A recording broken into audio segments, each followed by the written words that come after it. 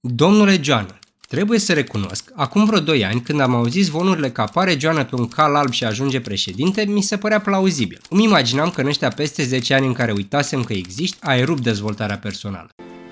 Aleluia. Mă ceartă când greșesc. Aleluia. Job șmecher la NATO, relații, parteneriate, diplomație, vii de acolo susținut de toate cercurile fine de globaliști, preiei frâiele PSD-ului și îl faci un partid cu 10% mai puțin slinos. Dar ai venit de acolo cu mâna în palmă și palma în... Unde-i susținerea? Unde-i endorsement-ul, cum se zice? Unde-s toți politicienii și generalii aia care ar fi trebuit să apară în poze cu tine strângându-ți mâna și bătându-te pe umăr? Zici tu că ai fost mare sculă pe acolo. Mai zic și alții? Măcar știe lumea de la NATO cum te cheamă?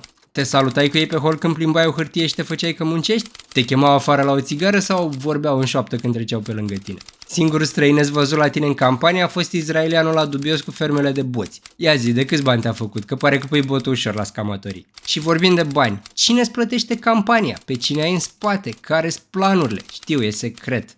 Ne spui doar după ce o să câștigi și dacă câștigi. Păi dacă vreau mistere cu răspuns dezamăgitor, mă mai uit odată la Lost. Și în primul rând, de ce ai venit așa târziu?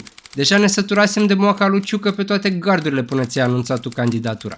Că nu puteai să o anunți până nu ți se termina mandatul. Dai și tu demisia cu 3 luni mai devreme, interes național, ce, stăiau din pensie? Și unde-i PSD-ul? Tot PSD-ul zic, nu 3 parlamentari care lucrează pe șestache cu tine. Nu ăsta era planul, candidat din partea PSD sau măcar susținut de PSD?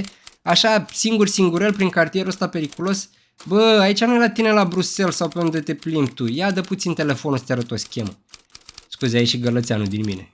Da, aș prefera un PSD condus de Joană decât de Ciolacu. Dar un Joană solo, Joană golaș, Joană drai, la ce folosește? Are vreun scop, vreun sens în tot universul?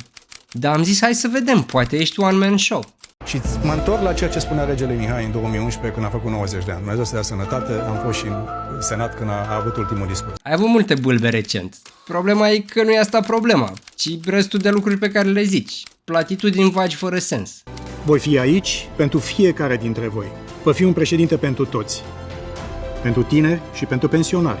Pentru românii de acasă și cei din diaspora. Voi fi un președinte pentru toți românii, indiferent de etnie sau religie. Bun, și ce înseamnă asta? Voi fi președintele oamenilor și nu al partidelor. Bine, dar ce înseamnă asta? Pentru mine nu există pesediști, liberali, useriști, suveraniști sau demeriști. Sunt aici să vă reprezint pe toți și pe toate. Voi fi președintele națiunii române, apărător al tradițiilor și al credinței noastre, dar și deschis către modernitate și progres. Cum adică, boss, reprezinți pe toată lumea? Ești și ateu și pocăit, și pro-avort și anti-avort, și cu NATO, dar și cu rușii, și stelist, dar și rapidist, și cu dar și cu sufletul în rai.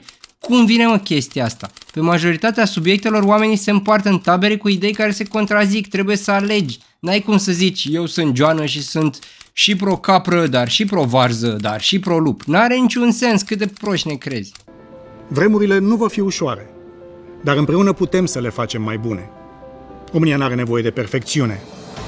Are nevoie de lideri care să vă asculte, să vă înțeleagă, să vă respecte și să se bată pentru voi. Dar ce vii așa spre mine ca și cum vrei să mă săruți? Haideți să renaștem împreună. Zi și tu ceva concret, ce e salata asta de cuvinte care sună frumos, dar nu înseamnă nimic? O să fii președintele tuturor și o să faci bine. Zi sincer, ți-a scris ChatGPT discursul? Ce e vrăjeala asta flacidă și clăioasă? Ai vreun plan, vreo idee concretă, ceva? Ai venit fără susținere de afară, fără PSD, fără vorbele la tine? Dar băi, chiar așa, fără platformă? Chiar în halul ăsta de cu palma în cur vii la noi? Adevărat, românul e genul care pică ușor la vrăjeală, dar bagă și tu niște vrăjeală. Și vorbind de Mihaela, dragostea ta, te-au văzut ăștia cum ești de la o duduie deputat PSD, Ana Maria Cătăuță, 39 de ani, aspect acceptabil, ai stat vreo 5 ore la ea. Gurile rele zic că e amanta. Gurile raționale că e șefa de campanie și ați discutat de campanie. Mă, dacă ar fi doar șefa de campanie, de ce te-ai duce la ea solo în campanie știind că se poate interpreta? Chiar n-ai învățat nimic din faza cuvântul?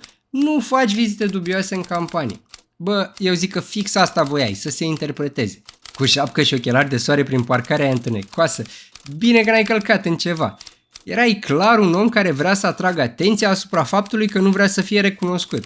Voiai să zică lumea, ce bă cu prostul ăla? Asta e Mircea Joană. Ca să creadă lumea că e amantă, că ești viril, că dai acolo, că n-ai sângele pe cât de apos se citește pe față că l-ai. Toată viața politică ai fost bântuit de 5 cuvinte spuse de Iliescu cu lehamite într-o seară. Mircea Joană e un prostănac. Ai avut 15 ani să te reinventezi, să te întorci în țară un om nou și te-ai întors cum ai plecat.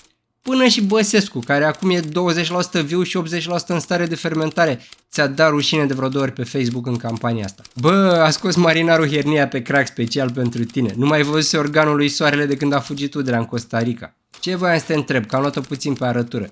Îi mulțumești și tu publicul șoșoacă că nu mai e pe liste și acum ai șansa să prinzi locul 5? Voi fi un președinte tradiționalist, dar progresist. De dreapta, dar de stânga. Și călare, dar și pe jos. Bărbat adevărat, dar cu fustă. Va fi subtă, dar complet uscată. Am 2 pisici, dar ambele sunt câini. Români, să ne punem pe treabă odihnindu-ne. Viitorul este luminos, dar e o lumină întunecată. Mâine și ieri pentru mine sunt același lucru. Albul și negru sunt doar 2 nuanțe extreme de gri.